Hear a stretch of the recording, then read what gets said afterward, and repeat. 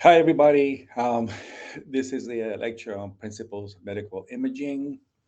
Um, the slide deck, it was put together by Frank Stooksbury. He was a alum of the Campbell PA program, and he was also an RT tech.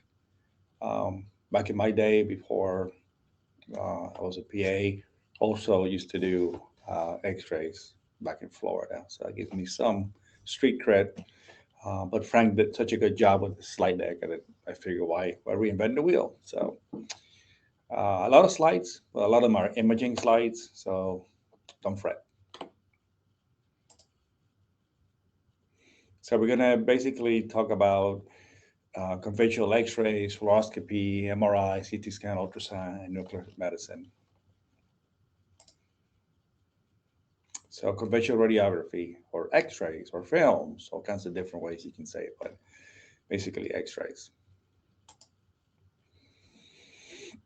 So it's by the using of ionizing radiation that produces X-rays, and we don't, they don't use any radioactive isotopes, like Nick says. It's not isotope. Is the way they do X-rays is basically they have a positive current on one side of the diode. They call diodes, and they load the filament with electrons, right? And then the other side of the tube, there's a tungsten spinning um, um, target. And then once you hit the button, those little electrons flash across, hit the tungsten um, target, and then they come down at the wavelengths of X-rays. So they're basically being accelerated to the X-ray wavelength, and that's what penetrates tissue. So that's how it works. Um,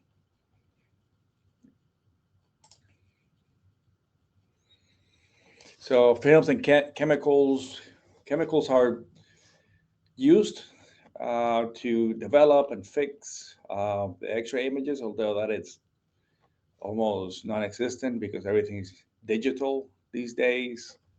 You might, if you go on a mission somewhere, they might not have digital X-rays, what have you. Um, so you would still be doing the old view box, so you put them up there and do it that way. If you ever hear the term, give me a wet read.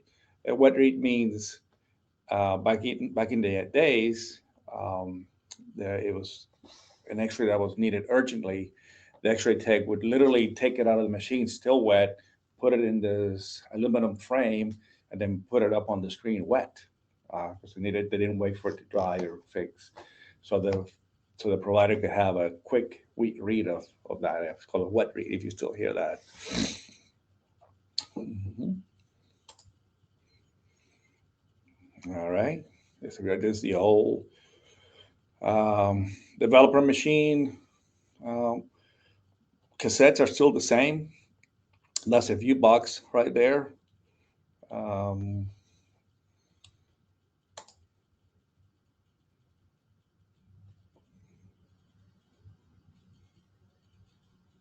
anyway, so computer radiography is basically use the same process in terms of having the tube, the X-ray tube, and the electron jumping, tungsten, then the X-ray. It's the same thing. The only difference is that the cassette that you put behind the patient, it's um, it's digital. So the images transform into zeros and ones, and then as the computer will give you an image after that. So um, it um, it's a lot. It's very convenient. You can share images electronically. Um, so it's cheaper because those machines are developed. They used to be expensive. They used to break out all the time. So computer, it's better now. So all right, and here's what it looks like. So you have the cassette. You stick it in the pseudo developer, and the machine comes and the image pops up on the monitor. So again, this is the digital radiography. Use a digital detector and phosphorus to absorb radiation and transmit to a computer. Detectors can be wireless or may need to be plugged into the wall. The image is seen immediately. So it's good for the X-ray tech too, because if they have a patient that is challenging to image, sometimes a big BMI or they might be fragile, it might not hold the position in place, what have you. So you can hold the patient in place briefly while the X-ray tech looks at the image in the computer. Say, okay, we didn't quite get that. And it's almost like when you go to the dentist and they take multiple X-rays of your teeth. So it's very convenient though. So again, that's another image of the digital radiography. Okay. And they can do it bedside too, which is really cool now. So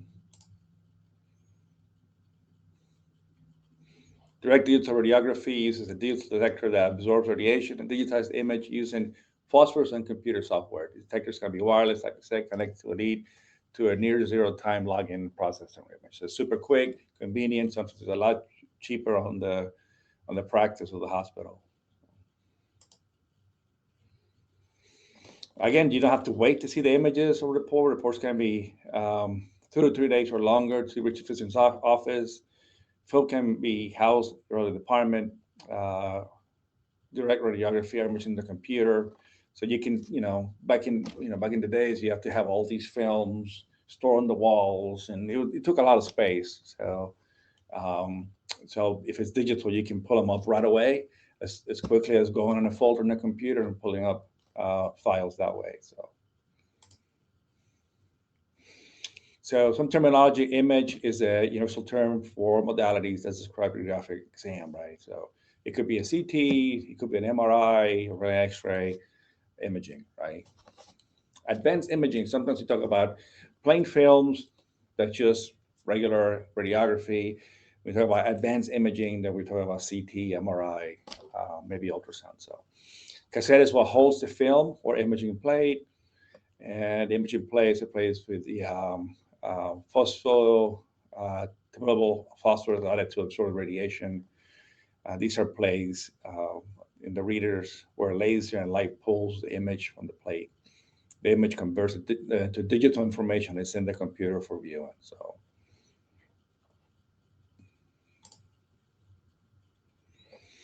digital detector hooks directly to the computer. The image is sent directly to the computer. Okay.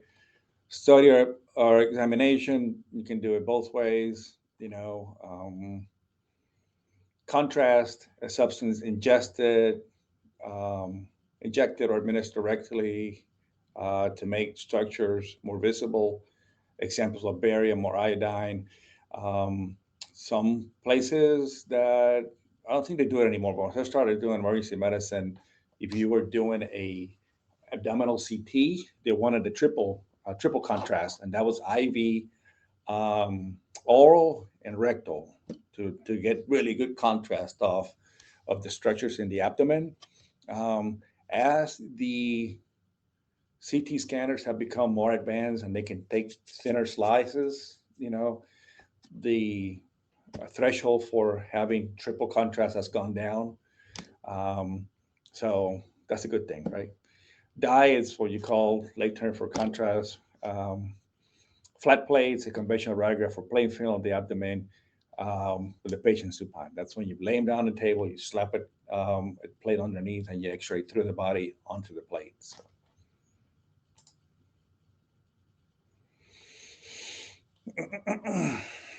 So barium and iodine studies. Okay.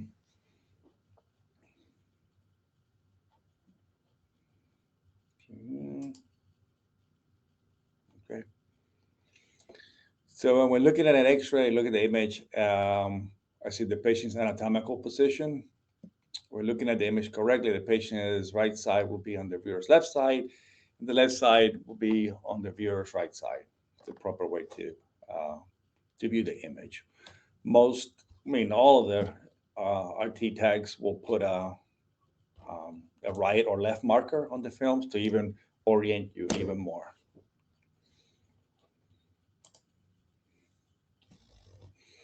Dense objects and absorption. The more dense or opaque the object or X-ray, the more absorption or attenuation of the X-ray beam.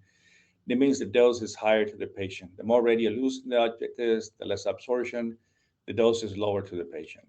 So dense objects tend to absorb radiation more than those who are not very dense. So opaque does not allow any radiation to go through or allows this very mild radiation to travel through material. Very opaque object absorbs most of the radiation. These areas appear light or white on the image. Examples are keys, bone, orthopedic hardware. Right? They don't allow any radiation to go through, so they're going to show us white on the film itself. I think we have a couple of examples here. So there's a knee replacement. Allows radiation to pass on places that are not very dense. That area behind the quadriceps tendon on top there is very translucent, okay? And then the actual knee replacement is very white because it's metal, right? Non-opaque allows all or some radiation to pass through the area. These areas appear darker in the image. So the darker the image is, the more of the radiation that goes through it, right? So in the case of the ankle X-ray, you can see there's a space between the talus and the fibula and the tibia. So there's just not a lot of radiopaque or stuff there, so the radiation is going through. And in chest X-rays, air in the lungs is going to be darker because it's non-opaque. Proper density is the overall blackening of the image. It's important to have proper density on the image to make correct diagnosis. If the image is too light or too dark, the detail is lost. So sometimes you have folks that are osteopenic, like a little lady might have osteoporosis, and you shoot them with a regular dose that you usually do on people, and it might just look mostly dark. She has very little calcium, so there's not a whole lot of density for the radiation to get there. So so that's why they go to school, so they get the right technique to X-ray different densities.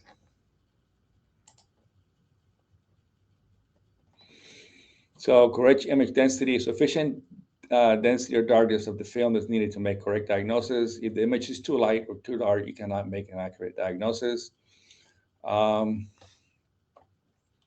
It's important sometimes on certain studies.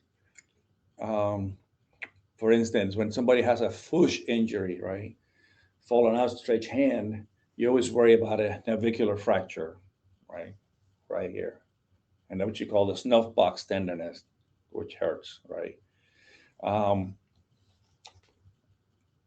It's not unusual for the provider to X-ray, right, at the time of the injury, and then for them to ask the RT tech or whoever's back in 5 days or so to re-X-ray it. Okay, what happens when you have a fush injury?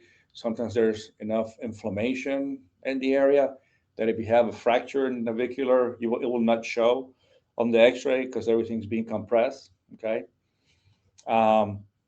so you will not see the little dark line across the navicular bone, and you can't miss that because if you miss it, the patient might develop a vascular necrosis, and that's not good. So at that point, it's really hard to get the correct image density because there's so much swelling, right? So when they come back in a few days, the swelling has gone down, and that fracture might spread out a little bit. It'll be easier to pick up on the follow-up X-ray. So sometimes despite you having the best intentions to get a good image, sometimes you have to re-image to get a good density. So underexposed, you didn't hit it with enough juice, if you will, and you just didn't get enough penetration to get the contrast. Okay, there's less detail. The edges of the bones are not sharp. The image is not show the bony tuberculi, right? So you want to see the space right between the femur and tibia. Okay, um, especially a tibial plateau fracture. You don't want to miss that right there. So um, here's so it's underexposed. And this is overexposed. It's too dark. There's too much density on the image. There's not too much density on the image, or too much radiation was used. Therefore, you lose detail. Once again, the bony trabecula is lost. You're not able to see the surrounding tissue. Okay. Oopsie. And this is good density right here. You have good contrast between structures that should be radio dense and those that should not be radio dense, right? Um, the detail shows what is needed to interpret the exam. There are basically two settings. When you get a regular x-ray, you have KVP and AMPS, AVP they call it. So KVP is the amount of electrons that you're gonna have ready to jump and go down, right? You're gonna it's like a water hose. You're gonna turn the faucet to have lots of water available, right? And then the AVP is um, how strong or how penetrating you're gonna have it, right? So um, if you're X-raying something that is very dense, abdomen, right, thigh, femur, right, you're gonna have a lot of KVPs, a lot of available electrons, and in the abdomen you're gonna have a lot of amps to go through, have enough force to go through it. So that's basically those are the two parameters. And then the third parameter is time. How much time you're going to hit him with radiation? KVP, AMS, time. And that's the two parameters that you can maneuver with to get a good X-ray. So those three, depending how the patient density, they have these things called calipers that you can take it and measure the density of the part that you're doing. It tells you how many centimeters you have. You look into a book, and then the book will tell you what KVP and M you should be doing. Now that everything's computerized, it's automatically the solution, if you will, it's already computed there. So tissue absorption, structures in the body attenuate or absorb radiation differently. Bone and metal attenuate or absorb more radiation. Air and tissue absorb less. Each image will have darker or lighter areas density. This lets you distinguish between different areas or densities, and this allows you to see fracture or pneumonia, foreign body, air, gas. So depends how the tissue absorbs things.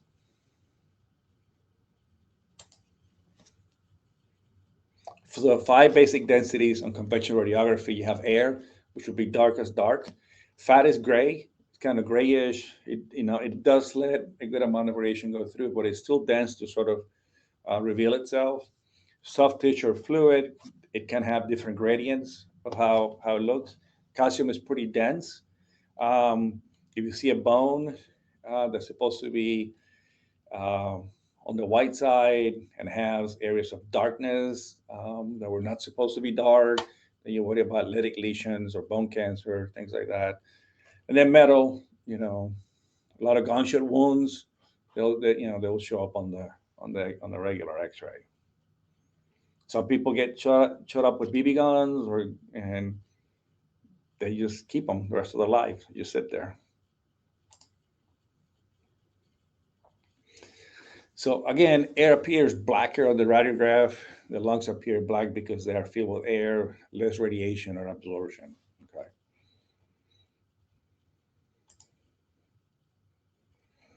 Fat is lighter shade than gray, shaded grade of gray than air.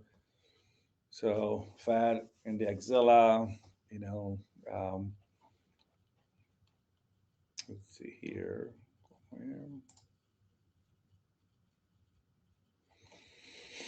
Soft tissue fluid have the same or similar appearance as seen on the chest X-ray. This is a pleural effusion. As you can see, the fluid surrounding the tissue and heart are very similar. So this fluid is not really in the lung; it's around the lung. That's why you see the viscous right there on the right side. Okay. But as you can see, it's very opaque. Fluid is collected, probably pus. To be honest with you, it's probably very dense, and it's just an empyema, a huge, large collection of fluid and pus and blood that need to be drained. Guy probably has COPD. He's got elongated chest X-ray, more than 10 ribs that can be counted. So, but you have to get a CT to get a better orientation of what that fluid is and where it's positioned, especially if you're going to tap it, right? You do ultrasound if you tap it. Anyway.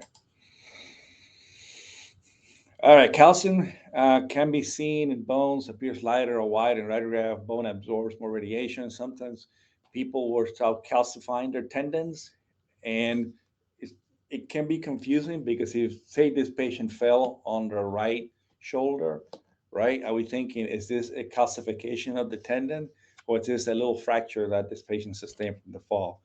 So sometimes it's not as clear as you think, but um, and the radiologist will has experience of differentiating these ossicles from calcification from not. But if this patient has pain at the side, good trauma history, you would treat it as a fracture and have orthopedics, order an MRI or see what they want to do. So metal is easy not to miss, right? Appears white, it absorbs radiation. Here's a couple of hip replacements. One is the one that left is a complete hip replacement. The other one is partial hip replacement. So,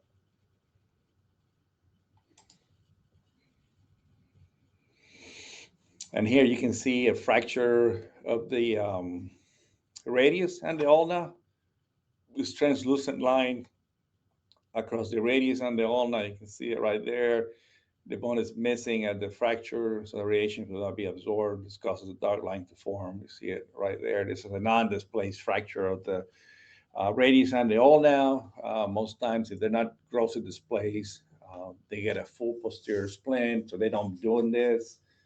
Posterior sugar tongue, we call these splints, and have orthopedics do some definitive management with them. But you can see the dark line there in the middle. All right.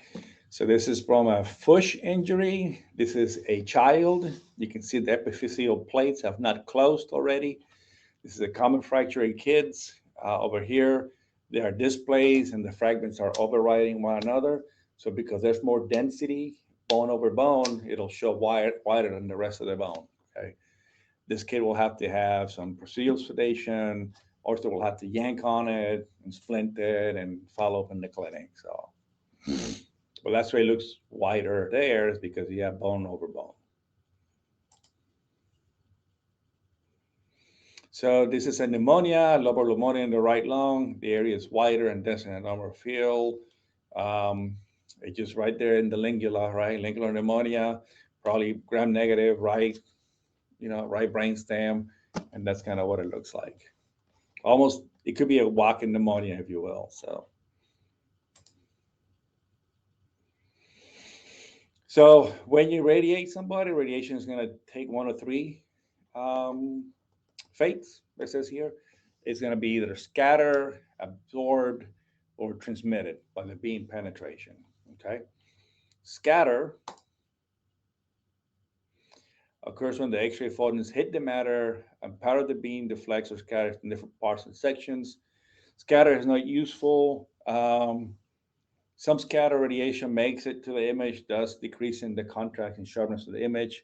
Scatter can also reach the technologists or you guys in the exam room. So one of the things they do when they X-ray the abdomen, which requires a lot of kVp and high amp, right? The table has what's called a Bucky table, and it has grids, that are at the table, and they go with the body, so perpendicular with the body, no, parallel with the body, right? And what they do is when radiation, you have all these electrons that hit, those little gradients, those grades will stop, scatter. So instead of the electron going down and just bouncing off to the walls, they'll go in and hit these little gradients to keep scattering. So you always want to, if you're an X-ray tech, you don't have to know this. If you're an X-ray tech, you want to make sure that you use a Bucky table when you do that to prevent scatter radiation. The best way to prevent from scatter hitting you is by distancing yourself, right? Um, you know, in the ER and the OR, they do X-rays real time, and you have to kind of step away from the patient 6 feet, and they'll yell out X-ray, and they hit it, and then you can go back in, right?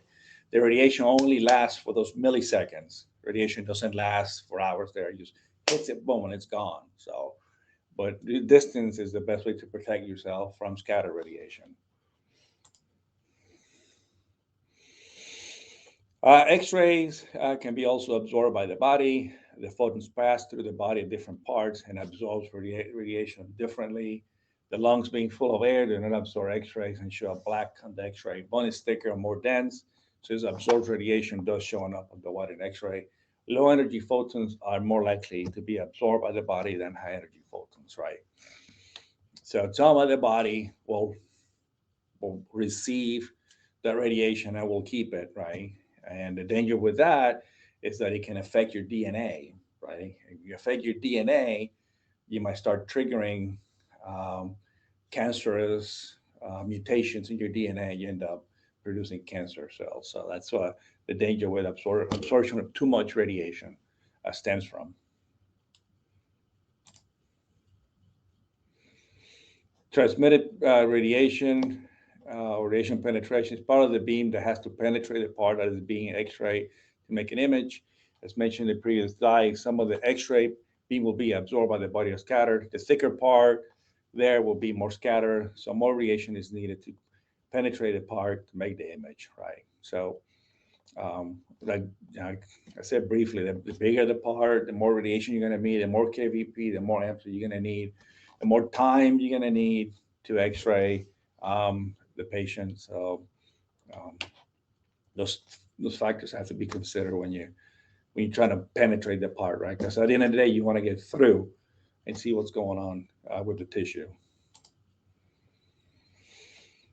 I guess a little picture of different radiation fates. Either it gets penetrated or it interacts with something in the body and bounces off, becomes scatter, or it can go through you and become scattered that way as well.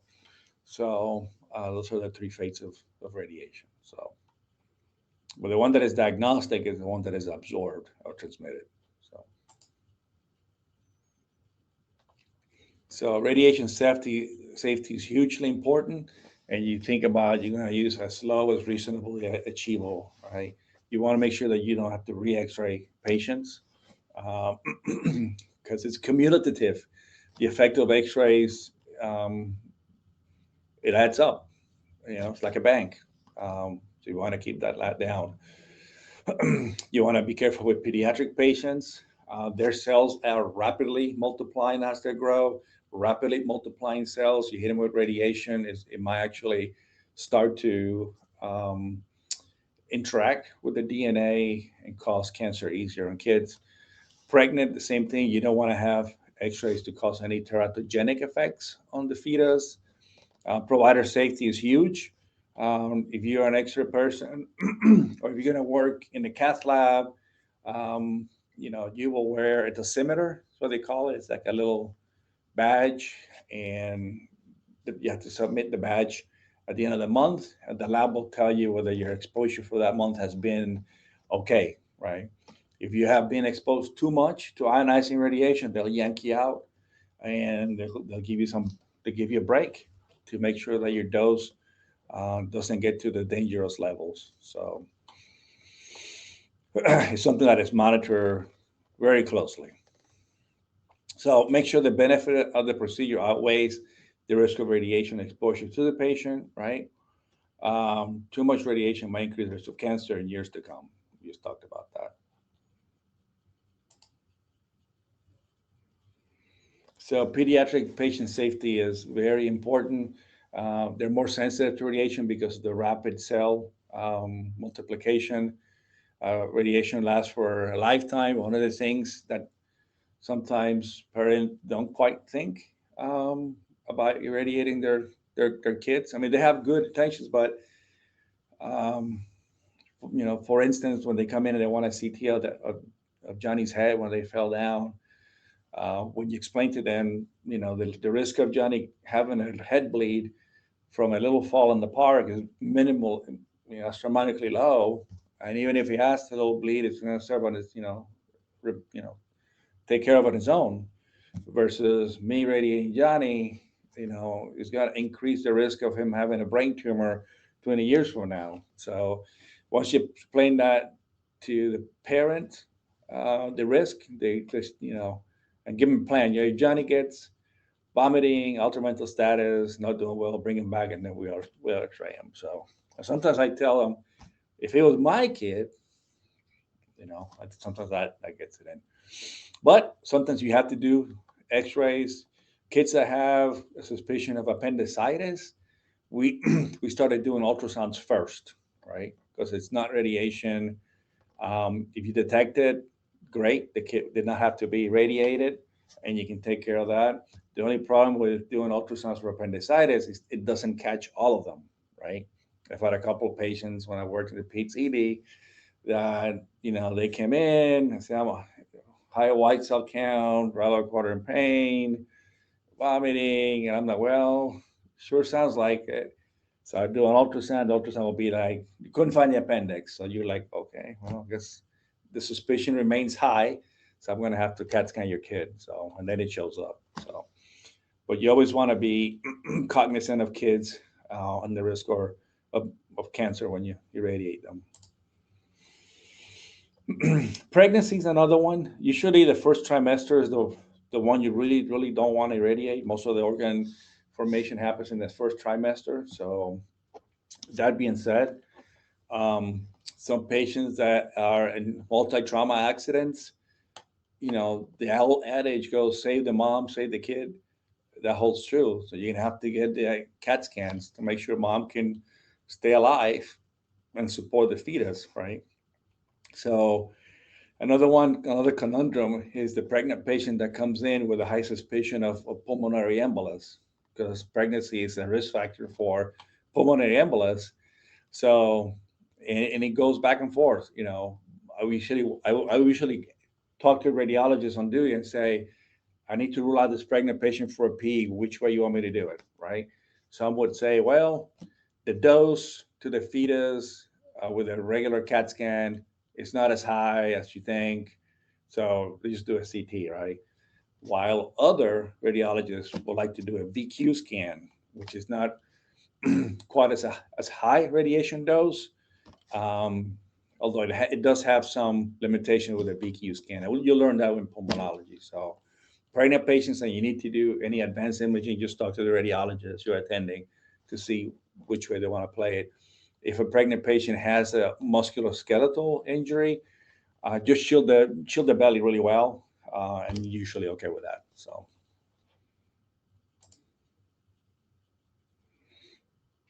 again, um, the way to protect yourself, um, use the lowest amount of time needed for the exposure, distance as far as possible when X-ray is taken, and then use your shields, right?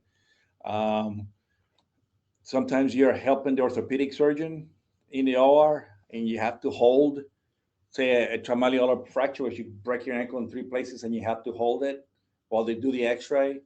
That somebody has to hold it, right? So make sure you wear your thyroid protector, your lead apron, and cover yourself the best you can. Sometimes you can't get away from doing that.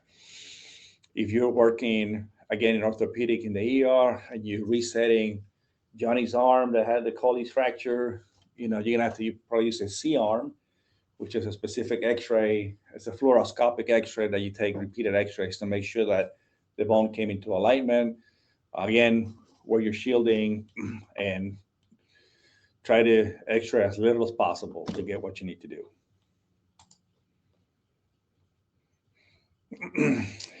All right, and that's your basic, almost like a fluoroscopic here. Okay, here's some positions. Okay, that's supine position. That's where you do dorsal recumbent.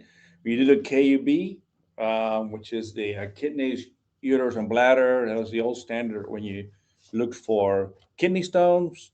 Sometimes you can see kidney stones at plain X-ray, constipation, bowel obstruction. This would be a positioning for that.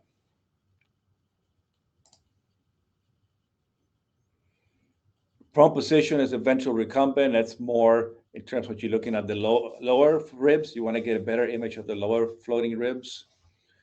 The way I look at it, remember, just imagine that your eyes are on the cassette, and that's how you're looking at the imaging. Your eyes are on the cassette. You're looking at the ribs, and that's kind of how I remember it. Lateral recumbent is an interesting view. You use it a lot for air trapping in the lungs. For little kids, sometimes they they have a foreign body that went into one of the bronchi and they're wheezing in one little spot, and you want to see if there's any air trapping from that. You do lateral recumbent. Sometimes you do it if you think the patient has an empyema and you're not quite sure which way is, you know, settling down, if you will. Just do a lateral recumbent as well. Now you CT everybody and you get the information, but if you have a CT, these are views that you can do. Left lateral position. This is for the chest X-ray lateral. Use it that way. Right lateral position. You can also use it for the other side of the chest. And usually, this is the way we do the lateral chest X-ray, the right lateral, I believe. It's been a while. Right anterior oblique position. This is good for ribs. When you X-ray the right ribs and you want to get the sternum and the mediastinum out of the way so you can look at the ribs. This is for the right ribs. Remember, the eyes are on the cassette, looking up at the ribs are sitting on top of your face.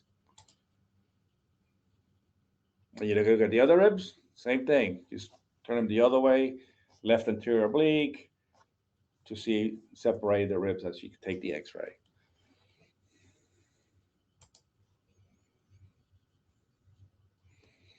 Left posterior oblique is also another view that you can take for the posterior ribs.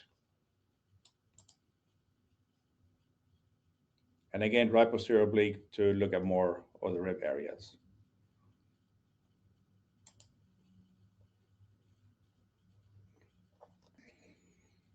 And here's a left lateral decubitus position for horizontal X-ray beam. And then there's the beam hitting it low for the lower pelvic regions. People who have considerable left lower quadrant pain, you might look for free air, for any sort of obstruction. It's a good view for that. Here's another view. You always want to get two views of an area so you can get a more than one view, one-dimensional view of the structure you're interested in looking at. Left lateral decubitus position with horizontal beam. That's also when you're trying to look at the lower lungs. Sometimes you want a good look at the thoracic lumbar junction. It's good for that. Somebody who you think might have cancer in the spine, you want to try to get this view to look for lytic lesions in the spine. All right, this is a view where you're trying to get the clavicles out of the way to look at the apices, right? Because a regular PA view, the clavicles sit in front, and it's hard to see those structures. So you do this lordotic position with a scene like that, and the X-ray beam goes this way. So getting the clavicles out of the way, you get a really good view of the apices. Somebody who think you might have with tuberculosis. Tuberculosis loves oxygen, so they love to hang out in the apices of the lungs. And here's what it looks like. There goes. Clavicles way up here, and you get a clear view all the way up to the epicenter. So a little bit underexposed, but it's good still.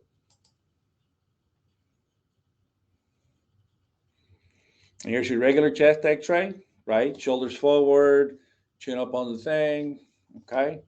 And the beam goes right in the middle, right at the lower tip of the scapula, right in the middle. It's the PA of the chest, posterior, anterior, markers on the right side, left side. The way I look at it, a chest X-ray, I do A, B, C, D, E. So A is air. I look at down the lungs on both sides. B is bones. I look at my clavicles. I look at the transverse processes, at the ribs. Okay. And C is cardiac. I looked at the heart, make sure there's no mediastinal um, widening, which could indicate an aortic dissection. Make sure there's no cardiomegaly. And then D is the diaphragm, uh, equal on both sides, no air beneath it. So, and then E is for extras. Was the patient intubated? Look at the tube. Is it in place? The patient had a central line. It's in where it's supposed to be. So that's how. That's my approach to the chest X-ray.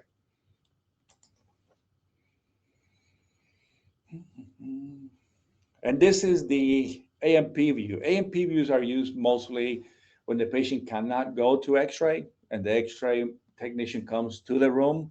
Somebody who's really sick, you do the peer view. The only thing to remember when you do the AMP view, the heart's going to be it's going to appear bigger because of the um, magnification of the X-rays. So there you go. Shoot, hold on.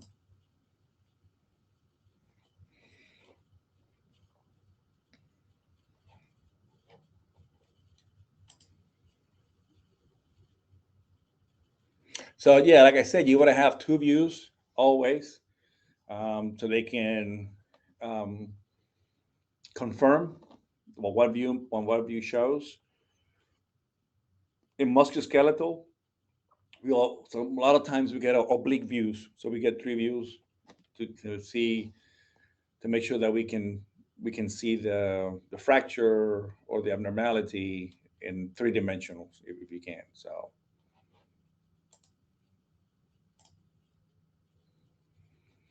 it's a good example here in the AMP view. You can see this nail. You're like, where is it? Is it in the joint? And then you get the lateral. You see it's superficial. So it gives you um, some good knowledge of where the nail is. So three views: AP, PA oblique, and lateral are often utilized when X-raying joints. It gives a different view of the bone, space between the bones and soft tissue. Utilizing two or three views gives more information. If there's more space between the bones or around a joint, it can be cartilage or ligamentous injury. Soft tissue swelling might indicate a hairline fracture. Okay.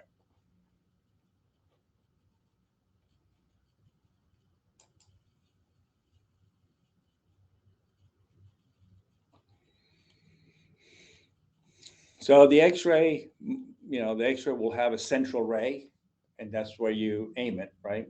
That's where the area of interest where you want to hit it, right? They have a menu, if you will, of different positions where the central X-ray should be, right? I think the um, the other day, I think today we were doing the neuro exam, and you located the iliac crest, right?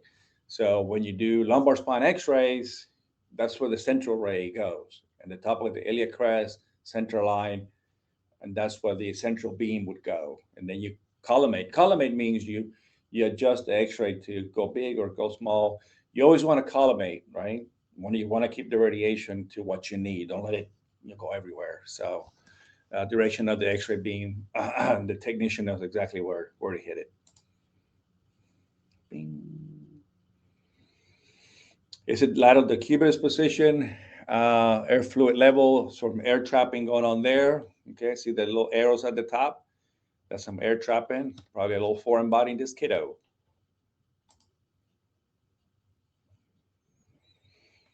So conventional X-ray has some advantages and disadvantages. Advantages: relatively inexpensive, easy to perform. You can have mobile machines. You can do it in the floor, in the ER, and nursing homes are very portable. Doesn't cost a lot of money to do these. Disadvantages: you have radiation, which is always not benign, not safe in pregnant women. So you have to take precautions if you really need to do the X-ray.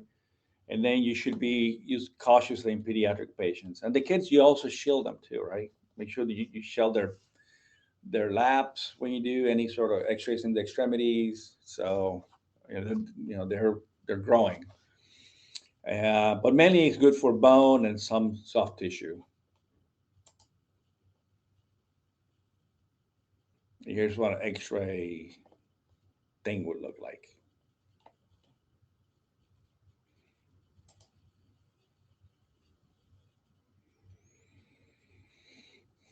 Here's a couple of X-rays, some hand X-rays there, some under penetration there on the carpals, and some over penetration in the fingertips. Sometimes that's really hard to accommodate for.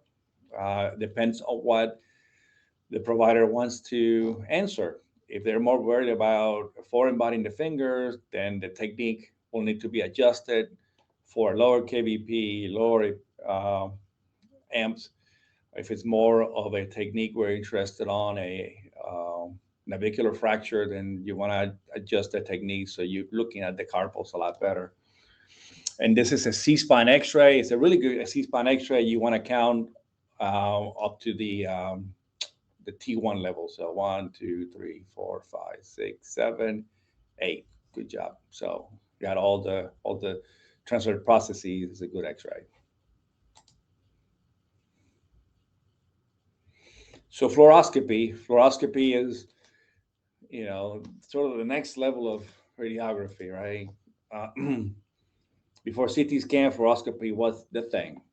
It's a medical study that shows constant X-ray imaging on a TV monitor. As you're watching TV, it shows a live video of the patient being examined. There's a wide range of fluoroscopic studies ranging from gastrointestinal act, which is usually performed outpatient, and then hard cast or fluoroscopy when you think about it.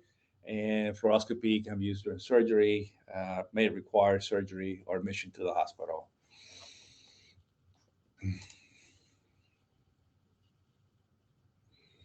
So lots of barium swallows from people who have problems with swallowing, bad GERD, gastroesophageal reflex. Barium studies are good. Upper GI, we used to call them. Okay, they're less expensive. It's a good screening test, right? The woman or guy that might say, "Man, I have this GERD, doesn't go away," and so you can do a barium study to look for any narrowing of the esophagus or any hiatal hernias, which can present that way. So it's a good screening study that way. Less radiation than CT, but it does require more radiation than a basic X-ray. And some fluoroscopy studies might perform as an outpatient exam. The barium swallow that can be done in any uh, center, if you will. Disadvantages: it's a lot of radiation still, especially if you're casting somebody, right? That's going to be a lot of constant radiation. Um, it might be more expensive than a basic X-ray. Depending on the type of fluoroscopy used, it might be needed for overnight hospital stay. If you're gonna cath somebody and they have kind of frail renal function, you might want to hold them for a night. Make sure the contrast is not gonna affect their kidneys. So, and some might need to be sedated. Like anybody who's cannot cooperating because of different factors, they don't need sedation. So again, barium studies, for example, upper GI, esophagram, barium enema, barium enemas were used before a lot for diverticulitis. If you worry about Crohn's disease, it tells you if there's any perforations that you can detect. So you can do magnetic contrast studies such as arteriogram, cardiac cath, and angiograms, right? Surgical procedures such as repairing fractured bones, urological procedures, real time reduction of big, huge fractures where you're going to affix hardware. Um, Fluoroscopy works really, really well. Fluoroscopy equipment comes in different fashions. The most common that I work with is the old C arm, right? And that one, you can either do it constant fluoroscopy or like in the ER, which we don't want to radiate everybody in there. We just do like spot, there's a pedal on the floor and you hit it and you get the image and let go and you adjust. And um, so let's see. Yep. CT, the old CT, CAT scan. They've become a lot better than way back in the day. Back in the day, it was like the slices were as big as bread slices. Now they're like 1/16 of an inch. Now the slices are so thin, which are good. So, so it's X-rays basically that are um, it spins, right? As it spins, it's X-raying the part, and the computer will reassemble it into slices, and you can see each slice. And now, because of advanced computer software, you can assemble them into 3 image that you can look up and down, manipulate, which is really cool. So 2D, 3D, and 4D images, right, in real time. Post-process available to create windows of views. It's very quick. Um, Somebody who needs to have a pan scan, uh, they can squirt them and spin them in less than a couple of minutes, right? A CT of the head can take 45 seconds. If somebody comes in, maybe a stroke, you want to know right away, is this a hemorrhagic or ischemic stroke? The first thing you do, you send them to the CAT scan, spin them 45 seconds. You have an answer whether they have a hemorrhagic stroke or ischemic stroke, which is a big fork in the road for them. So it's donut shape. Claustrophobic issues should not be an issue. Better to visualize bone. When you have a really, really bad patient with a bad fracture and orthopedics is not quite sure how they're going to fix it, a lot of times they will ask for a CAT scan of the extremity because they can look at the bone in 3 dimensions and then they can figure out, okay, I'm going to need this kind of screw, this kind of plate. It kind of helps them to prepare ahead.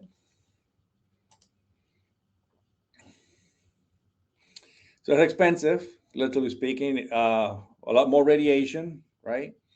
And it should be used cautiously in pediatric patients. So benefits outweigh the risk. So, like I said, kids have rapidly um, cells that are dividing, so you have to be careful. But you have to do it, you have to do it. So, here's a couple of examples. MRIs. MRIs are still slow, so it's usually not the first line of imaging when you have most patients. Um, you're still going to do the x-rays and the CAT scans and ultrasound as first line to get quick answers. If you want to delve deeply into what may be going on, MRI is your place to go. It's not radiation. This is huge, powerful magnets. Um, so the way it was explained to me, all of us have hydrogen atoms in our body because we are 70% water, right? So these huge, powerful magnets actually take the hydrogen atoms and aligns them in a way that it forms lines and pictures, which are then developed by the computer. So it's not radiation; it's just it's using the polarizing aspect of the hydrogen atoms to make them where they can be read, and that's the best way I can describe it. But it's not ionizing radiation, which is great. It's safe for pregnant women. So a woman comes in, and this happens a lot. Pregnant, usually around the third trimester, they're getting a little bigger, and then the gallbladder might get pinched, or might get irritated. They develop cholecystitis in pregnancy. You want to, you want to get a good view. Make sure you're not missing appendicitis as well. You can't do a CT because she's pregnant, so an MRI would be your go-to for those type of patients. So no radiation, good 2D, 3D images, great for visualizing soft tissues, tendons, ligaments, and use the neurological imaging a lot. So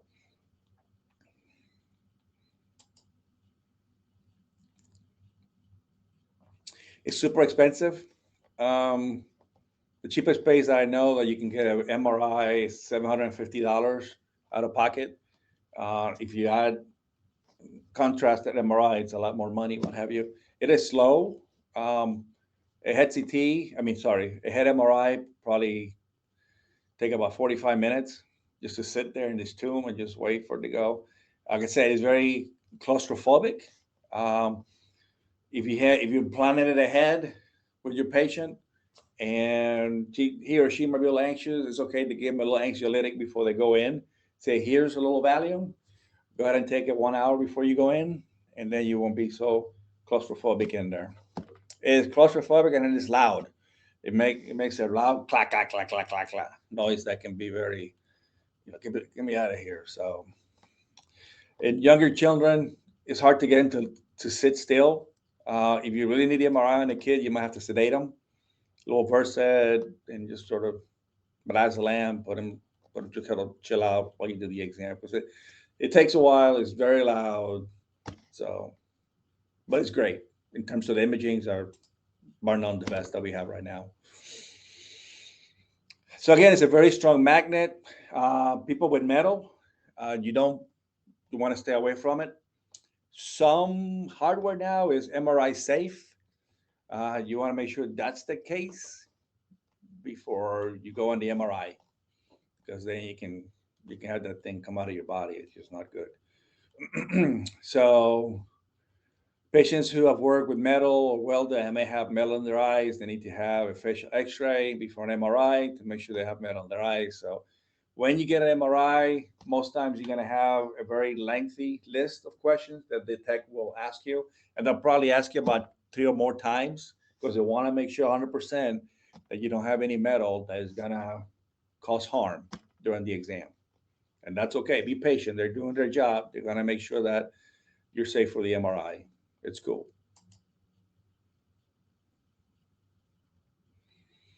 Here's a regular MRI.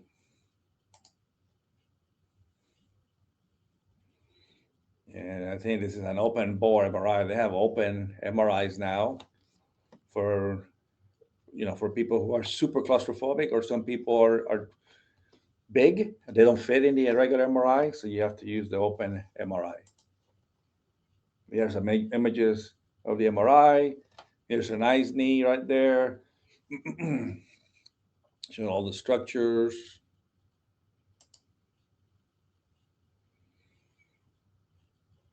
Here's a C-spine showing a nice spinal cord, no disc herniation, nice pain airway.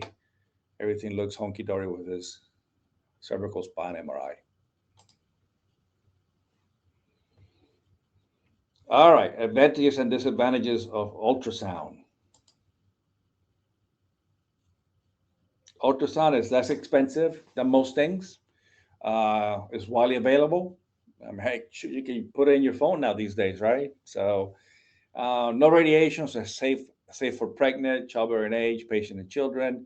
Very useful for soft tissue. If you're trying to find a foreign body in skin, I think Dr. Daniels will show you a technique how to go get how to find a embedded splinter or something in your tissue. It's great for that. It's great for determining yes and no questions. Does the patient have an abscess? Put the ultrasound. Yes or no, fluid collection. Does the patient have intra-abdominal bleed? Fast exam, you'll know yes or no. Very safe. Some things like for the fast exam and trauma and for ultrasound, for abscess, foreign bodies, it doesn't take much training. It does take some repetition to do it. The technicians, they're very well trained, and So I never try to be a tech and tell, oh, you go blood. No, that's not my training. So, but for some things, it's very easy to do. You're not gonna hurt the patient. It's super easy and safe. So, no major side effects or disadvantages. Like I said, you tell the patient, hey, let me just take a quick look in your lower leg, see if you might have a DVT or not. It's a bit more expensive than X-rays.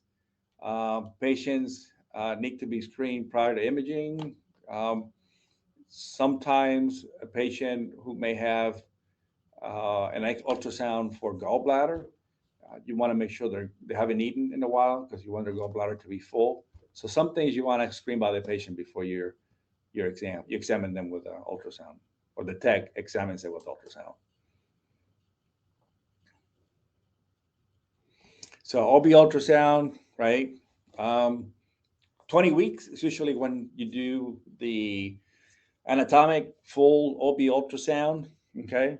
Um, you can do ultrasounds earlier on pregnant women if you're worried about an ectopic pregnancy or placenta previa or all kinds of things. You can do them early or later, right?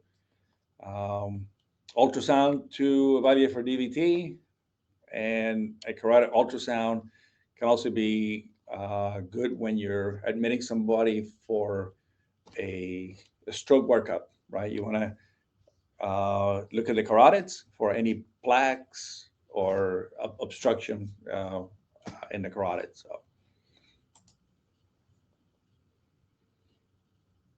yes, ultrasound actually that's bigger than we have here. So, but that's kind of the gist of it.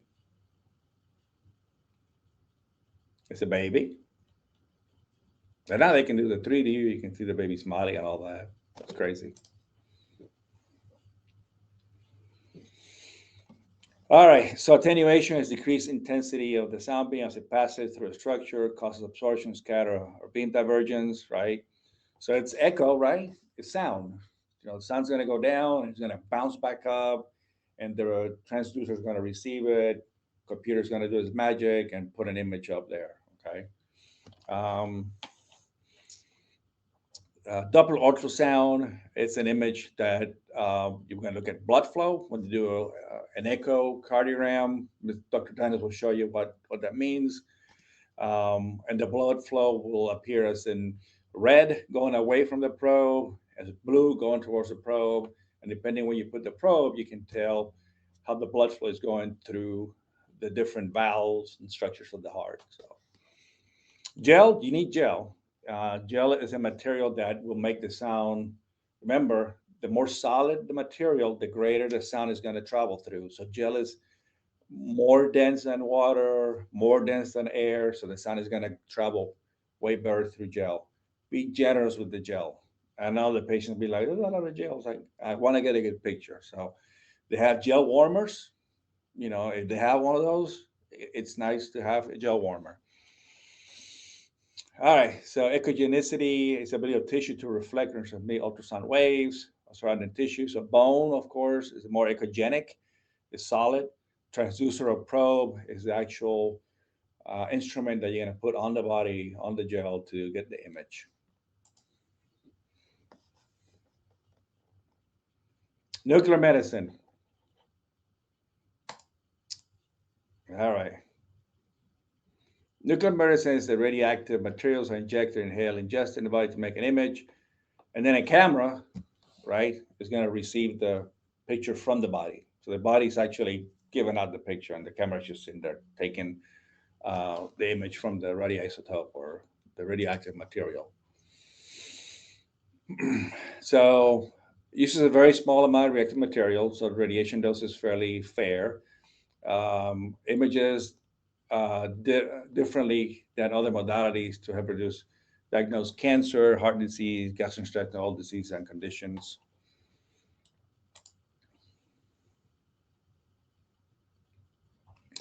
Disadvantages, of course, you're going to be exposed directly to radiation. It's more expensive due to the need for radiopharmaceuticals, which are dangerous for the tech or anybody who handles them. So it does require a good bit of exposure precautions on everybody. Examples: a nuclear stress test. You'll understand cardiology. Um, Basically, when they do that, they make if you cannot run, right, they inject something to make your heart go fast while you're laying down, right, and then they inject the nuclear uh, radioisotope, and then they see how the myocardium is working, right? If the myocardium has hypoperfusion, okay, it looks like a little donut, hypoperfusion, then they know that there has been some ischemia in the heart, okay? It doesn't directly look at the coronaries, but it kind of, by looking at the ventricles and the myocardium in kind of donut shapes, it tells you, oh, look, there's a mismatch of, of radioisotope to how it's working.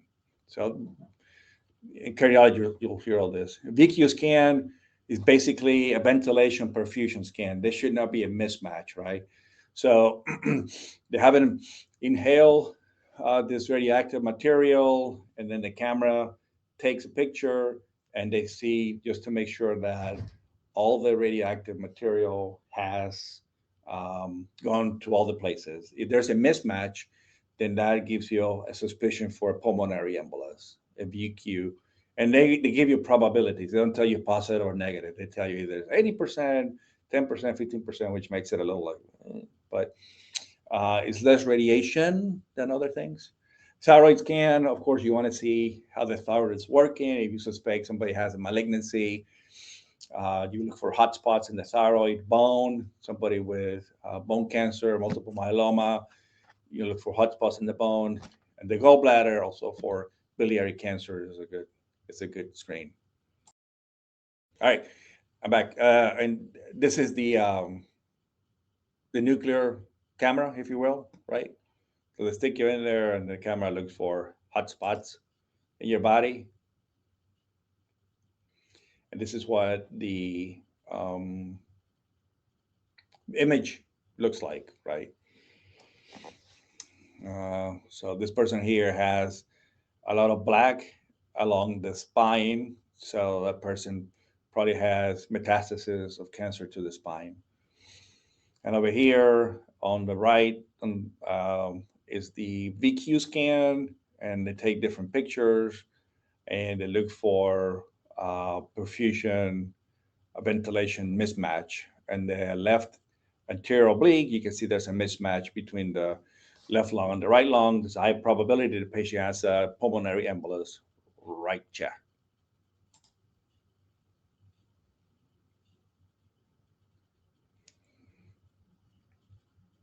So lots of different um, resources, good resource radiologists and techs. They can you can learn a bunch from them. Sometimes if you tell them what you need, right, they'll suggest something better, right?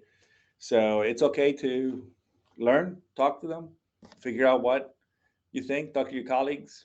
It's okay. Well, here's some resources for you to peruse in your time. Medical imaging is a necessary tool. Most times, you do medical imaging to confirm something you already suspect, like most tests, right? Most diagnostic tests, you're like, yeah, looks like you break your ankle. Let's get an X-ray. I mean, you kind of know already a broken ankle, but it kind of tells you how bad, what you can do with it. So, and here are more resources. Da-da, da-da, da-da. All right. Um, this is like 30,000 view of medical imaging. I try to give you the basics, a good foundation. How some imaging is better than the other ones, depending on the patient, the condition, the urgency. Sometimes you don't have time, right? Somebody's crashing, and you think they might have a bleed in their belly. Just get a quick ultrasound, yes or no. They might just have to go to the OR, skip the CT. So Anyway, email me with any questions you may have. See you guys.